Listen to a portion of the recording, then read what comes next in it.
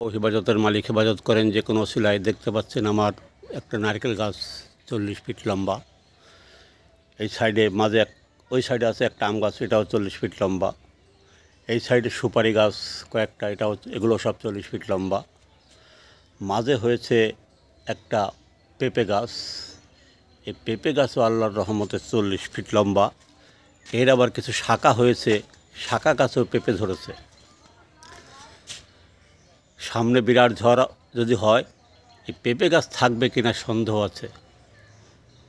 এসব গাছ টিকে যাবে, কিন্তু পেঁপে গাছ অত ভেঙে চুরে চুরমার হয়ে যাবে। তাই বাংলাদেশে এখন বর্তমানে রাজনীতির এই অবস্থা। এই পেঁপে গাছের মতো মাঝখান থেকে বিরাট লম্বা হয়ে গেছে 40 ফিট, সে এখন অন্য অন্য গাছের সাথে টিক্কা দিচ্ছে। সামনে বিরাট ঝড় আসিতেছে, সেই ঝড়ে এই পেঁপে গাছ টিকবে না, এটা 100% বলা যায়। কিন্তু পেঁপে গাছের শাখা প্রশাখা তারা এখনও বুঝতে পারছে না, পেঁপে গাছ সহ, যে সেই ঝড়ে তাদের কি হতে পারে। বোঝার মতো যার বুদ্ধি আছে, অল্প কথায় বুঝবে, সে ভালো হয়ে যাবে।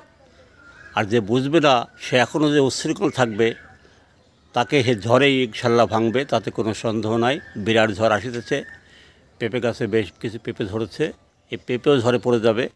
ঝড়ে পেঁপে গাছের মাথাও ভেঙে যাবে আল্লাহর রহমতে।